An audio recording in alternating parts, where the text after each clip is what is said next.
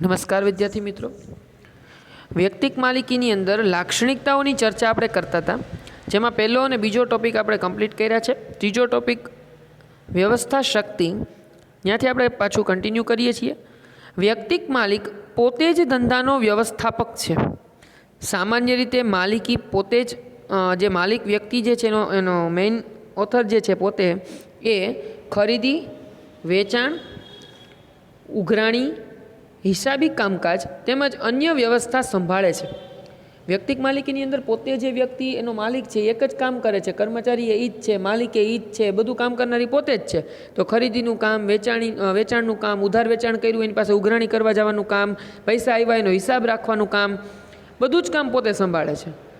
તે પોતે જ ધંધાનો માલિક છે અને પોતે જ સંચાલક છે. મેનેજમેન્ટ એ પોતે જ કરે છે, એનો માલિક એ પોતે જ છે. તો ભાઈ આપણને એવો પ્રશ્ન થવો જોઈએ કે એવું હોઈ શકે કે માલિક કોઈ બીજા વ્યક્તિ હોય ને મેનેજમેન્ટ કોઈ બીજા વ્યક્તિ કરતા હોય? તો કે હા મિત્રો, આવું હોઈ શકે. જે મોટી મોટી કંપનીઓ જે છે એના શેર હોલ્ડર્સ જે હોય, જેણે એના શેર ખરીદા હોય એના રિયલ ઓનર કહેવાય, બરાબર છે? એના માલિકો એ પોતે કહેવાય, કંપનીના સાચા માલિકો, કે જે એના શેર હોલ્ડર્સ છે, જેણે એને કંપનીને ઊભી કરવામાં પોતાનું ઇન્વેસ્ટમેન્ટ આપ્યું છે. તો એના માલિકો છે, પણ એનું મેનેજમેન્ટ કરવા નથી આવતા. તો એના મેનેજમેન્ટ માટે બીજા વ્યક્તિ, એના સંચાલકો બીજા છે. એટલે એવું હોઈ શકે. એટલા માટે અહીંયા ક્લેરિફિકેશન આપ્યું છે કે એ વ્યક્તિક માલિકીની વસ્તુ જે છે એમાં માલિક પોતે જ સંચાલક છે, મેનેજમેન્ટ પણ પોતે કરે છે, એનો જે ઓનર છે પણ પોતે છે. જરૂર પડે તો કુટુંબના સભ્ય, સગાની કે પગારદાર વ્યક્તિની મદદ લઈ શકે છે. હા, એ વ્યક્તિને જરૂર પડે તો કોઈના કુટુંબી વ્યક્તિ હોય, એનો સભ્ય હોય, કોઈ સગાવાલા હોય, અથવા તો કોઈને પગાર તરીકે રાખીને પણ કામ કરાવી શકે. ત્યાર પછી છે કાર્ય સ્વતંત્રતા અને ઝડપી નિર્ણય. વ્યક્તિક માલિકી ધંધા અંગે મુક્ત વાતાવરણ અનુભવે છે.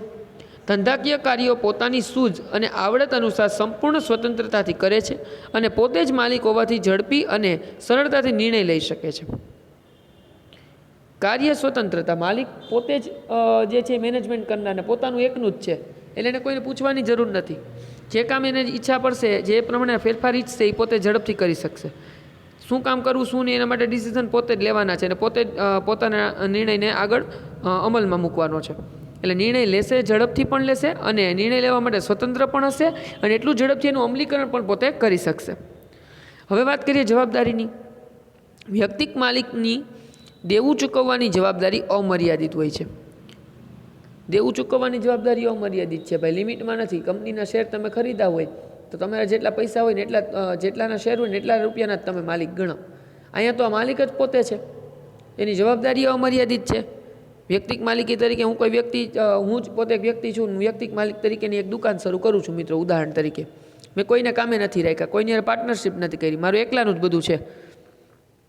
તો હું એમ કહું કે ભાઈ ઓહ, આમાં કસ્ટમર આવ્યા તો કસ્ટમરને ઊભા થઈને એને જવાબે હું દઉં, એને વસ્તુએ હું બતાવું, સેલ્સમેનશીપે હું કરું, વેચાણે હું કરું, હિસાબે હું રાખું, એવું હું થોડો કરું.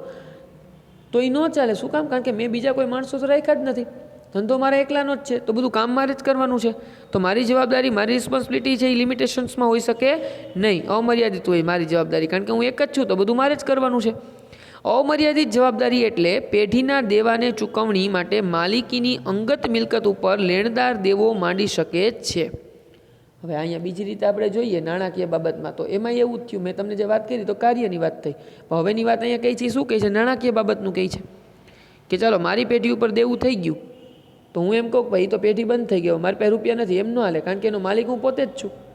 પેઢીની અંદર મેં કોઈની પાસેથી ઉધારમાં વસ્તુ લીધી, માલ લીધો, મારી પેઢી ઉઠી ગઈ, પૈસા મેં ચૂકવા નથી, તો એ પૈસા ચૂકવવા માટે પેઢી જવાબદાર નથી, હું જવાબદાર છું, કારણ કે એનો માલિક હું પોતે હતો.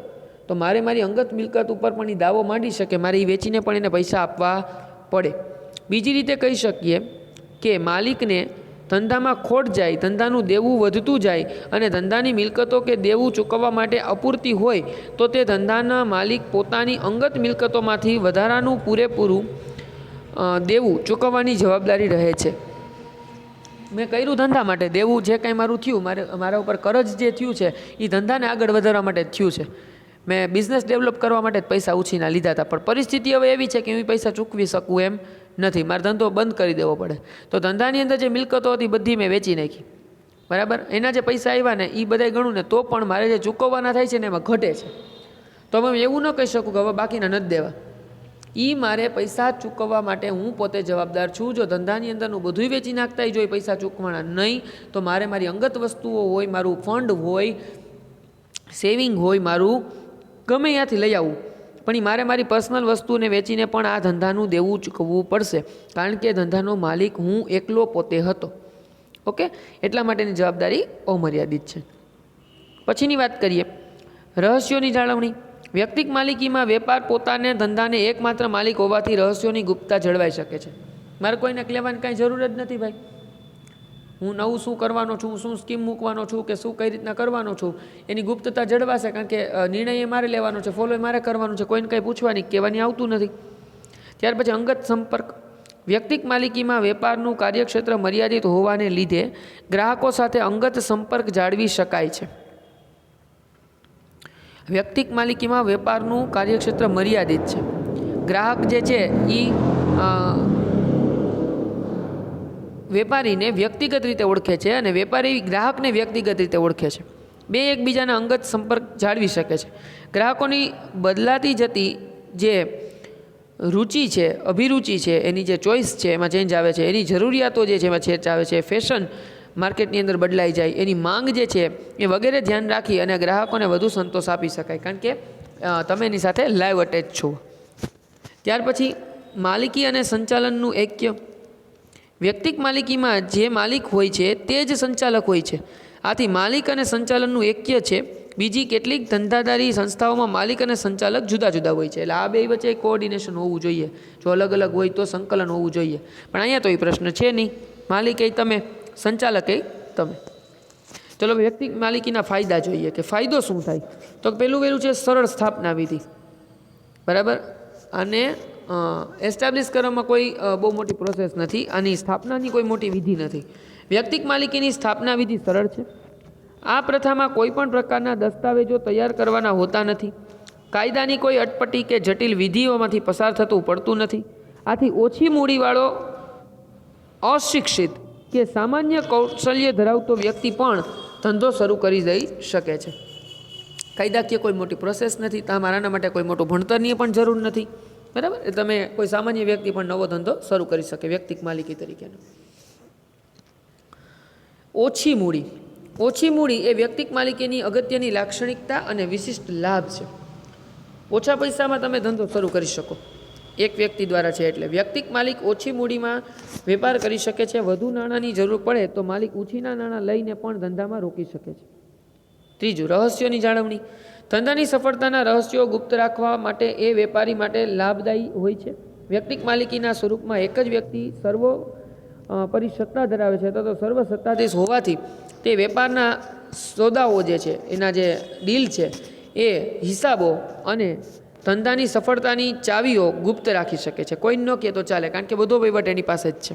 વેપારના અન્ય સ્વરૂપ કરતાં આ સ્વરૂપમાં રહસ્યોની જાળવણી વધુ સારી રીતે થઈ શકે છે. ચોથું, ઝડપી નિર્ણયો. વ્યક્તિક માલિકી ધંધાકીય વિષયો બાબતોને સર્વોપરી નિર્ણાયક હોવાથી પોતાના ધંધાને સર્વોપરી અથવા તો એને સ્પર્શતી મહત્ત્વની બાબતો અંગે ત્વરિત નિર્ણય લઈ શકે છે. એને જે કંઈ ચેન્જીસ કરવાના લાગ્યા, ડિસિઝન લેવાનું લાગ્યું, તાત્કાલિક લઈને તાત્કાલિક અમલવારી, કારણ કે એને કોઈને પૂછવા જવાનું નથી.